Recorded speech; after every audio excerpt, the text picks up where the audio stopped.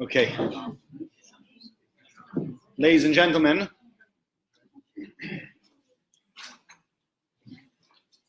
now that I think we finished, have we finished Mincha next door? Yeah, just. Now that we've just finished Mincha next door, I was waiting for that, and that we've given chance for some people who've not come bang on time to be able to make their ways in. I'd like to speak today about the following topic. Who are our unlikely heroes? Soon you'll see a video shown to you by Aish called Unlikely Heroes. And I understand it's about 7 different people that saved Jews during the Holocaust that you might not have thought originally would be heroes, and yet these people were real heroes. I've seen many times the scene of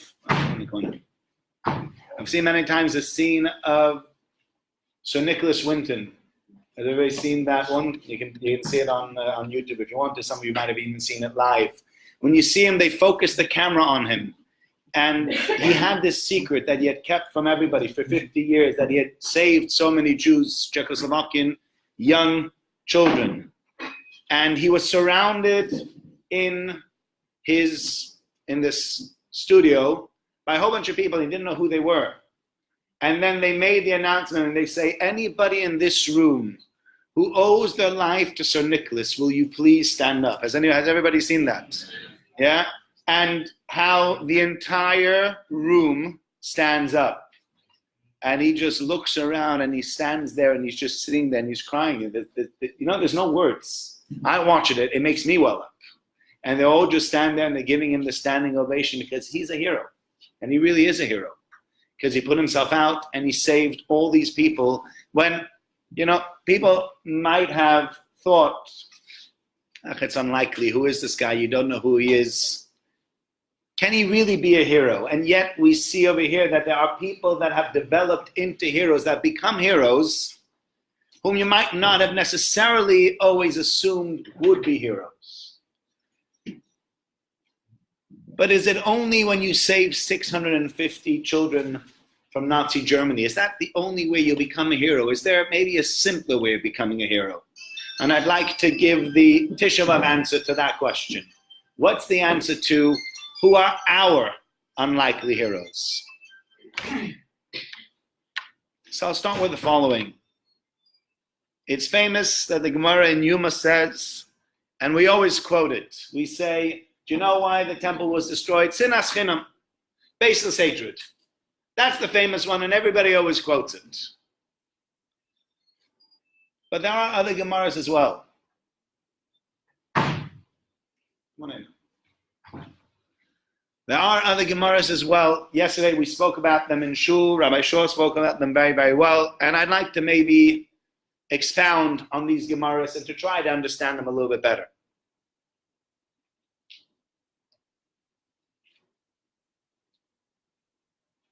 The Gemara in Bava Metzia, we quoted yesterday, but I'm quoting again. Gemara in Bava Metzia, and Lamed on the base, 30b, says the reason that the Beis HaMikdash was destroyed is because Shadanu Dinei Torah, because they judged things according to the Torah. And the Gemara obviously asks the question, what do you mean they judge things according to Torah? What else do you want them to do? These are Jewish courts, these are Jewish judges. Of course they should judge things according to the Torah. And the Gemara answer says no, because we had expected things to be maybe a little bit above. Not always exactly the way it is. Not always exact in the judgment.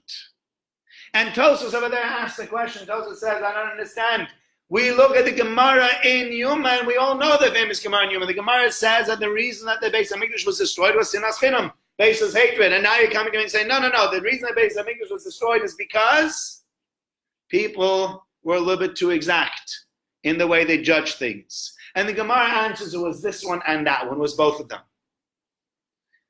And then yesterday we also quoted another Gemara. Gemara in Shabbos and Afkuf Yotes on the base, 119b. The Gemara in Shabbos says the following. He gives a few reasons. Gemara, I think he said, there's 8 reasons over there. Not all of them are relevant to this, but I'd like to pull out 4 reasons from that, 3 more reasons from that Gemara that I think are relevant to the topic that we're going to speak about today.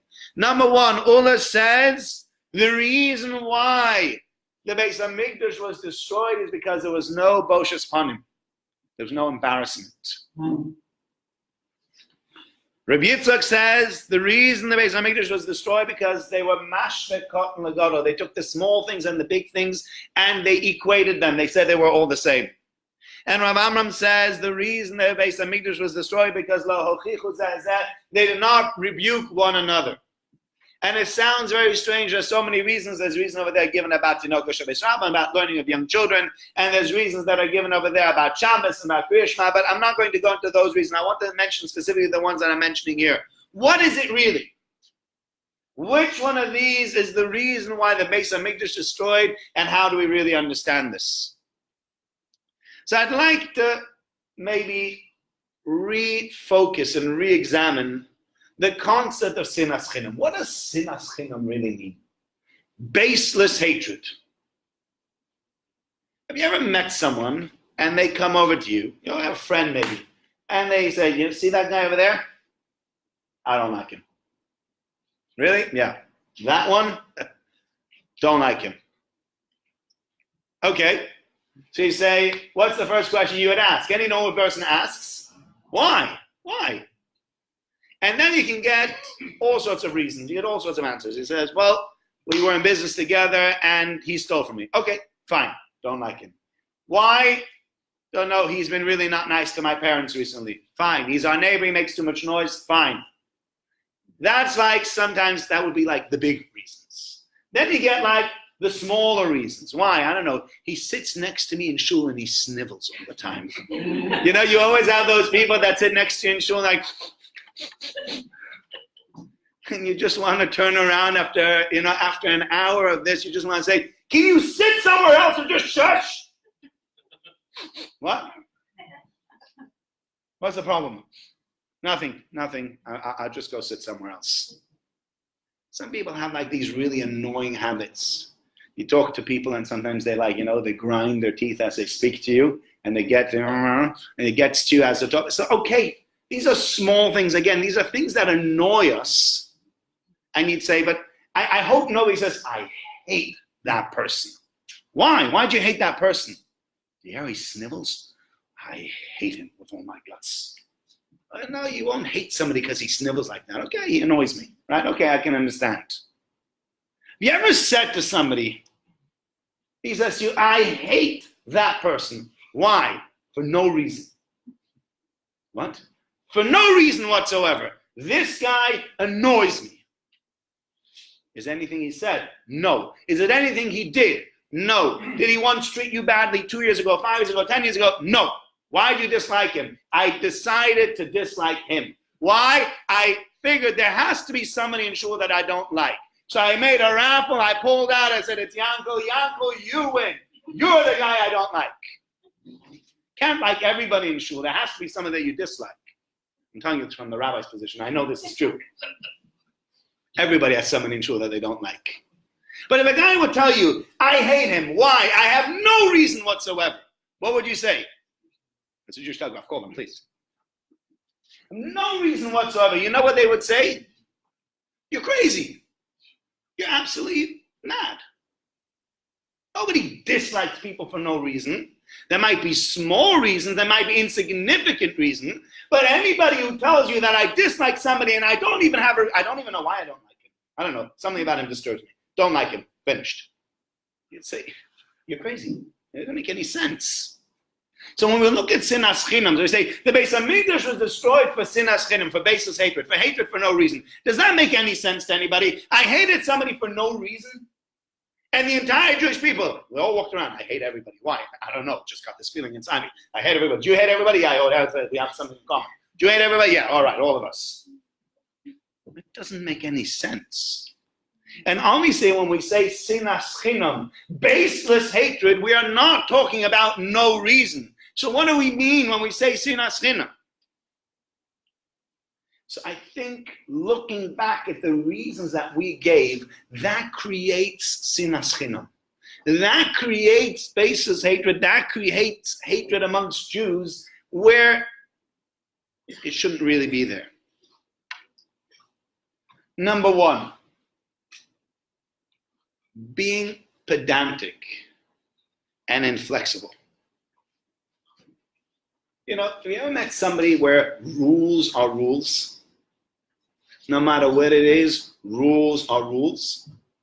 I remember we once davened somewhere. I was in Switzerland, and we were in this hotel, and the fellow who ran the hotel was Swiss, but Swiss as they get. The real Yekis, you know, everything had to be just so.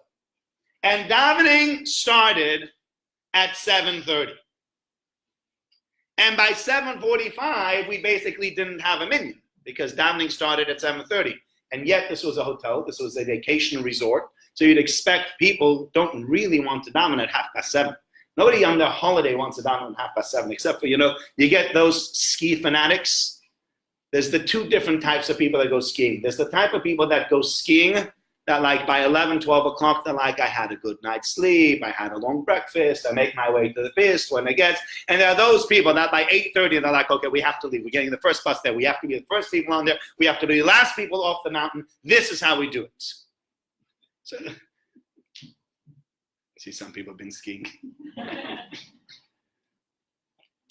But there are these two types of people. So you get this guy, this is in the ski resort, and they have 7:30 is the minyan, 7:45, the minyan wasn't there yet. So what you'd expect for the guy to do is to wait. Okay, you know, we had 8 people. The hotel had a lot more people there. They'll be there, I don't know, in 10 minutes. Don't start on time. Hey, we just went. No minyan doesn't matter. No Baruch Hu doesn't matter. No Kaddish doesn't matter. We just keep going. And then at the end of davening, somebody said to him, I said, Mr. So-and-so, can I ask you something? Can you please explain to me? We didn't have a minyan this morning. If you had waited 10 more minutes, we would have had a minyan. 7:30 is 7:30. Yelled at us. Like very, very pedantic. 7:30 is 7:30. We are not davening 1 minute later than that. Okay, fine. Next day we davened at 7:45. But he had to put that. He made the point. He didn't have to yell at us and tell us at 7:30 is 7:30. After us, this is Switzerland. We're not going to start late. Not in my hotel. Not at my minyan. And everyone's like, but we don't have a minyan. It doesn't make any sense. Why are we being pedantic about this? The answer is some people are very inflexible. Imagine in your life, if everything had to be just 100% fair. Yeah? Let me ask this side of the room, because I think you'll understand this one a lot better.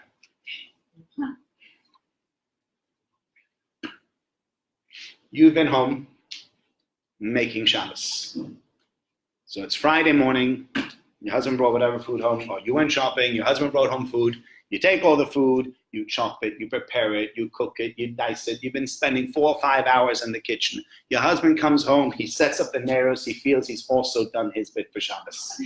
Yeah, I've also, you know, and if he's really good, you know what he does? He pre-lights them and puts them out afterwards. Then he's the tzaddik, you know. If he's even better, he sets up the hot plate.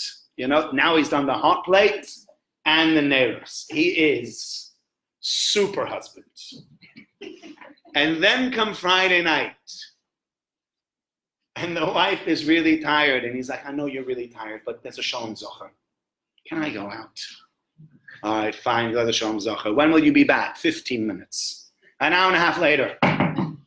Where are you? I don't know, I got stuck. I was talking to this one, I was talking to that one. Now you can go out if you want to.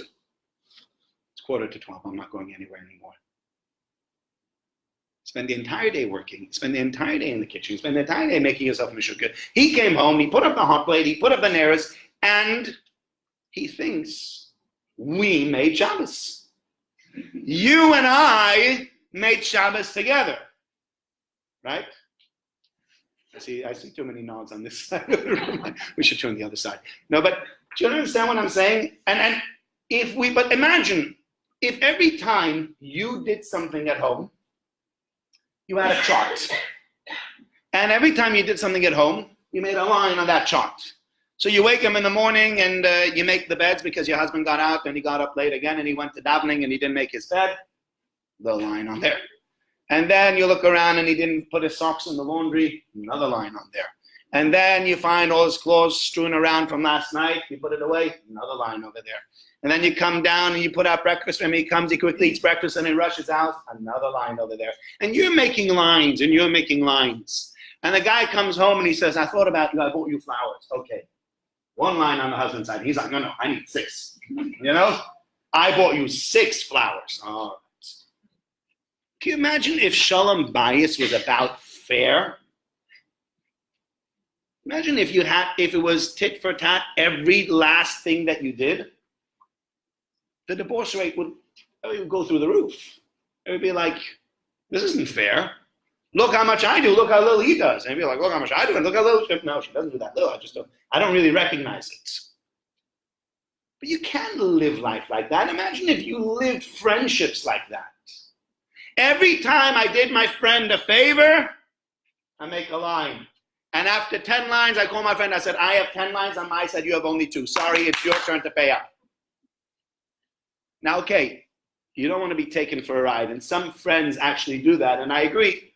You know, if you have a friend that's not really playing by the rules, so to speak, okay, I can understand. You can say to them, there's some friends that literally rob you of everything. They take and take and take and they never give. And those aren't really good friends. They aren't real friends. And maybe you should consider your friendship or have that discussion with them. But in general, you should understand that it's never going to be exact. And if everything has to be exact, we'll be in a lot of trouble. And you'll have a lot of hatred. A lot of sinas chinim going around. Because imagine that this is what it means, shadonu dirnei Torah. That they went ahead and you know what they said? Somebody there, want to come in? Come in. Imagine everything it says, every time, somebody owes, you borrow 50p from someone and 6 weeks later he meets you and he says, excuse me, you still owe me 50p. Now, it's true, I still owe you 50p, but most people 6 weeks later don't think about the 50p. Or forget, whatever, 50p. Donu dirnei Torah means I don't give up on anything. Any small, little, insignificant thing that happens in my life becomes something. And I never give in and I never give up. That leads to sinas chinim. That creates sinas chinim. That creates this hatred. Because you start disliking everybody. Because everybody owes you something. Because everybody one day or another will owe you something. Boshas Ponim. Move on to the second one. Ula says there was no embarrassment. Sometimes if you were embarrassed, you wouldn't get into certain arguments. I spoke about this earlier today, and I apologize for mentioning it again. But I had somebody call me recently to speak to me about the fact that in our shul there was somebody that's going to be getting married, and they wanted a family member of theirs to get a bracha, a sheva bracha, and that family member is married out, and we said, no, I'm sorry, in shul you can't have that one. Later on, what you do at the chasna, what you do your own sheva brachas, I don't care, but in our shul we don't have that. When I got a phone call from someone that was trying to chastise me for doing that, and we had a conversation that wasn't as pleasant as the other person has hoped it would be, and I don't think he came out with the answer that he wanted. But sometimes you think to yourself, Boshas Ponim, aren't you embarrassed to pick up the phone, to call a rabbi, to plead the case on behalf of somebody who's intermarried to be given an honor under a Jewish chuppah to bless the chosna and kala when he doesn't even believe in this and married out himself? Do you not think there's something a little bit topsy-turvy, ironic, or whatever you're going to call about this? And yet, people are not embarrassed. If we only had that little bit of embarrassment, we wouldn't start up with people sometimes the way we do. Sometimes you feel, I would love to say something, so why don't you say something? You know what? It'll make me look bad, it'll make them look bad, it'll make an embarrassing scene. Have you ever seen somebody make a scene about something and everybody in the room just wants to hide? It's just so embarrassing that this person has created this awful scene and you don't know where to put yourself. People get into an argument and you just don't know what to do with it. What am I supposed to do? Screaming or fighting. Remember, I've told this story before in my shul, but I remember I was staying by somebody once for shidduchim. I was in a certain country, a certain city, not in England, and I was staying there because I was going out with someone. And in the morning, the husband, I didn't realize the husband and wife had real marital issues. And the husband decided to make me an omelet. And he made me this omelet. And he made an omelet with cheese. Now, I'm not one for omelet with cheese, but he made an omelet with cheese. Big deal. So I'll eat the omelet with cheese. And his wife walks in and she looks and she goes, "You did what?" I said, "What?" "You made him an omelet." "Yeah." "With cheese in it." "Yeah." "Who makes omelets with cheese for somebody?" He goes, "I make omelets with cheese for somebody." "Well, you shouldn't be making omelets with cheese with him. This is how they got into this all-out row about my omelet with cheese. It was so embarrassing. And all I wanted to say is, I'll have cornflakes, just stop fighting. Because people, sometimes they don't realize. If you had that little bit more boshas upon him, and that's what Ulla says. Ulla says is because people didn't feel the embarrassment. If you had felt that embarrassment, if you had realized that by creating this fight, you're creating a scene, you're creating a stink, nobody's going to look up to you for creating this fight. Everybody thinks you're a nebuch and there's something wrong with you for having stood up in public and made an absolute fool of yourself. Maybe you wouldn't be as pedantic. Maybe you wouldn't fight as much. And maybe you wouldn't create as much problems and frictions and sinas chinam.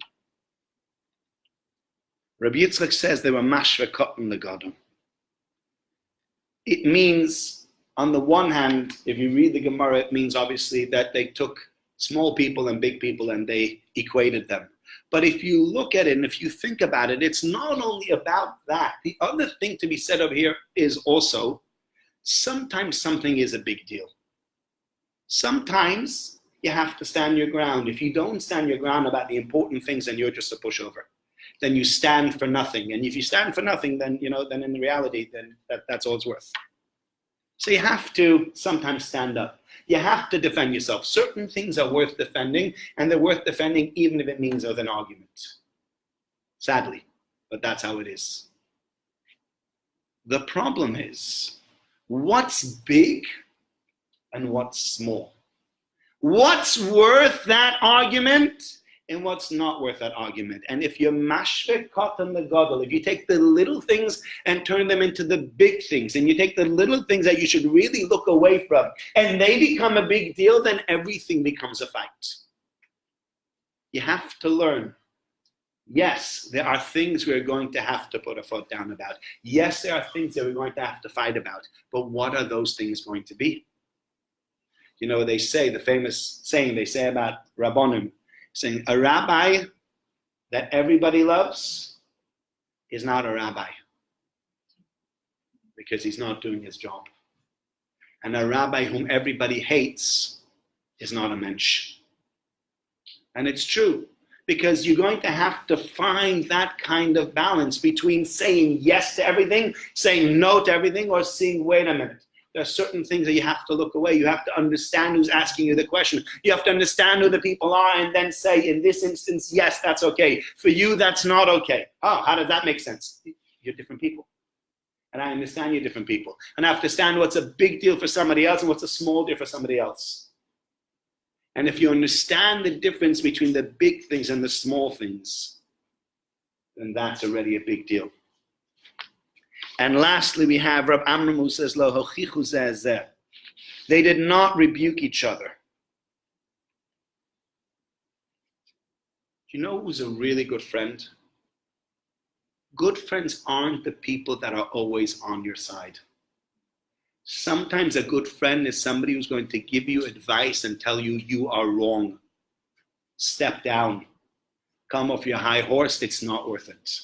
You're arguing and you're fighting over something, and I think in this instance, you're wrong. You should stand up and you should apologize. You say, what kind of friend are you? I'm a friend who cares.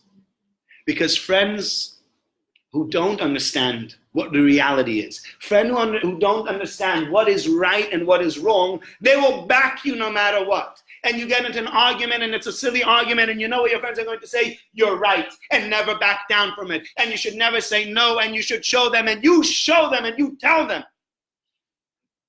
Because you're right and they're wrong. That's one type of friend. But the good kind of friend is they are willing to tell you, look, when you're right, I will back you all the way. In this instance, I'm not going to back you. The good thing about it is that HaKadosh Baruch Hu says, I'm making you an Ezer Kenegdo. HaKadosh Baruch Hu says, he makes you a helper Kenegdo. That's opposite you. The answer of that, how can a helper opposite you? The answer is that a spouse is your greatest helper in the world, but is always your greatest adversary in keeping you in check in that way. Your husband or your wife sometimes will say to you, I'm sorry, in this instance, you've not done the right thing. They'll make you realize maybe, even though you think you're right, you're not. And that's the greatest help they can be, the Ezer Kenegdo. Nobody can get a man to step down the way his wife can. You read the story of Korach, and you read the story of On ben Peles. Korach's wife stepped behind him and said, you don't let Moshe Rabbeinu do this to you. You don't let yourself be treated like that. You don't let yourself be waved around and get your head shaven. You go and you fight. And On ben Peles' wife said, are you crazy? Don't you realize you'll be a loser no matter what happens? Whether Moshe Rabbeinu wins, whether Korach wins, you're dead. And On ben Peles says the funniest thing. He says, but I promised I'll be part of them. And she says, you stay here. I'll deal with this one. I'll sort it out. And she did. And it's an amazing thing that she does. Because she was a real Ezer Kenegdo. She took the idea and ideal that I understand I'm there for my husband. But the greatest thing I can do for my husband in this instance is to stand in front of him and say, you are not going out of this door. Because if you do, you will die. And On ben Peles steps back and he wins because of it. He's the only one that survives from all the people of Korach. Why? Because his wife was willing to give him tochacha. Because his wife said, you are not going there and you are not doing this. That's not necessarily on the wife to the husband. It works both ways. But the point is, a good friend, a spouse, is not somebody that always says yes. And somebody that will always back you up no matter what you do, no matter how stupid, and no matter how bad, is creating baseless hatred. And so I think if you look back at all these things, the Gemara in Yuma tells us, do you know why there's sinas chinam? Do you know why the Beis Hamikdash was destroyed? Because of sinas chinam. And then you look at all the other reasons and you say they seem to be different, but they're not really. Because as we explained, baseless hatred is not baseless. It doesn't mean for nothing, because nobody hates anyone for nothing. But it's because people are pedantic, and people never look away, and people don't have embarrassment, so they start arguments, and people look at the little things and the big things, and they say everything's a big deal. And because they didn't have people that are willing to keep them in check, so everything became an argument. And when everything becomes an argument, then you have sinas chinam. Because 95% of these arguments didn't need to happen. And if you just had somebody that kept you in check, or if you just had a reality check yourself that would be able to tell you what's right and what's wrong, what you can fight for and where you should step down, then we wouldn't be in arguments. We wouldn't be fighting all the time. But everybody's so busy defending their own territory and making themselves so big that they can't look at everybody else and can't understand everybody else. But if you want to bring the Geula, what does Amas Chinam mean? So what does it mean to create this idea and ideal of being able to love people? So I read a story today that I thought was a It's an amazing story because you start to realize that things just aren't the way they seem. And I think if you understand that, you can start understand everything else that comes with it. So it was visiting day in camp in America.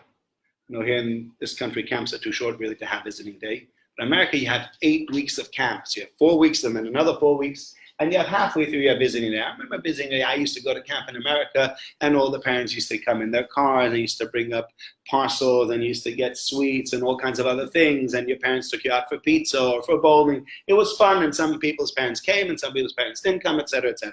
And everybody's sitting in the dining room and waiting for the parents to show up. And out of nowhere, this stretch limousine pulls up. Now, the rules of the camp were that everybody had to park in the car park. Everybody. And this stretch limo made its way across the car park.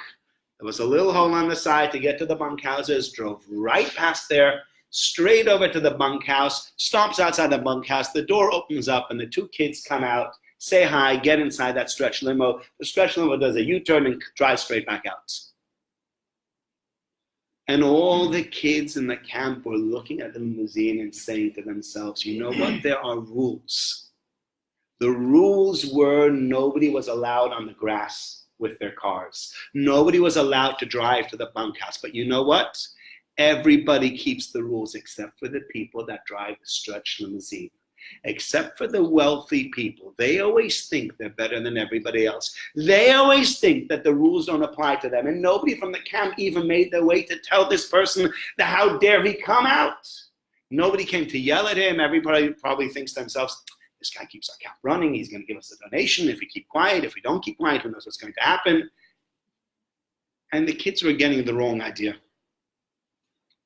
And at one point or another, the head counselor of the camp decided he had to do something. And so he called them all together. He says, I want you to understand something. That stretch limo that made its way to our camp a few days ago,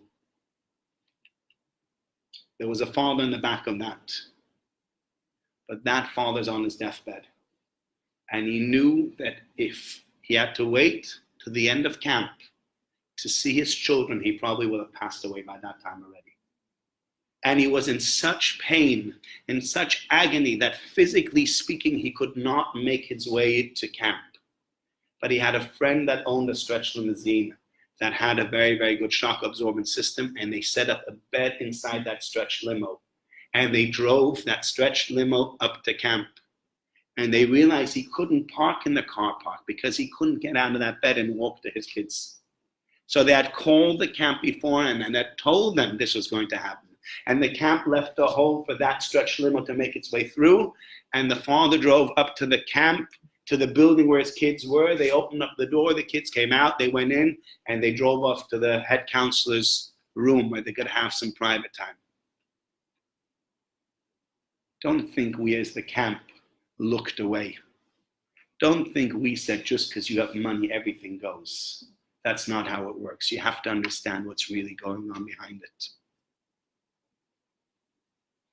And I read that story. I was very touched by that story because it's amazing how you read this story. And if you were in that camp and if you were looking out that window and looking at the limousine, would you not have said to yourself, a chutzpah?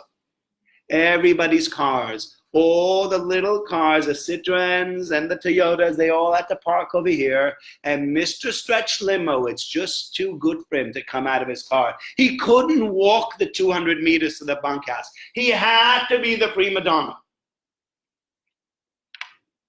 And then you look again and you realize it's not like that. And things are never, ever the way you think they really are. They're never the way they seem. There's always another side to the story. Sometimes the side is much more compelling as it is in this story. Sometimes the side is less compelling. But if you realized and you took a step back and you said, wait a minute, is there another side to the story? Am I dealing with another human being that I know is normally a very good person? And if they're not behaving in this way, is there a reason that they're probably doing this? Chances are in most instances the answer will be yes. And chances are that if you try to look for the real reason, you might find it. Or if you're willing to hear, you'll find it. And that's all you need to do. Because once you're willing to look at the other side, once you're willing to step back and to try to do this peacefully instead of doing this forcefully, instead of fighting and getting to an argument, every last thing has to be just the way you think it has to be. You're willing to take it slow, and you're willing to take it with thought. And the whole sinas chinam thing goes out the window. But instead, you know what you do? You look at that and you say the chutzpah, the nerve, and you make a fuss, and you start calling the head counselor, and you start making all kinds of trouble, and you start making all kinds of allegations. Wait. You don't know that your allegations are true. You don't know what you're saying is right. You don't know that it's because the person has money. Maybe the person's dying. I think after everybody heard that story, everybody said, you know what, I'm quite happy for my parents to come here and parked in the car park and not to be in the limousine that pulls up all the way. I'll take a step away from that. In life, we all have the chance to be heroes, if you think about it. Because if sinas chinam, if baseless hatred is what brought down the Beis HaMikdash, then avas chinam, then love for no reason is going to build the Beis HaMikdash. But as we discussed beforehand, sinas chinam doesn't mean baseless hatred. It doesn't mean hating people for no reason. Nobody hates anybody for no reason. It means being too quick to judge. It means being too quick to stand forward. It means being too pedantic, all those things. If instead of doing all that, you step back and you say, I'm willing to hear the other side. I'm not going to make a judgment before I actually have a decent conversation with the other person. Then you're a hero. Because you're the one that's building the Beis HaMikdash brick by brick. You're the one that's bringing back Klal Yisrael. So yes, you'll see great videos of great people that saved hundreds of people, and maybe none of us probably will have the chance in our lifetime really to save people like that. But never say I can't be anything big. Because every person in this room is an unlikely hero. Every person in this room can make shalom between themselves and anybody else they have an argument with, if they're willing to step down, if they're willing to take the tochacha, if they're willing not to look at the big, small things and turn them into big things. All you have to do is have to be that little bit more considerate and that little bit more flexible. And if we will it, we'll become those heroes leading the way to bringing back the Mashiach. So we don't have to sit here watching about unlikely heroes, and instead we will be the heroes. Thank you very much.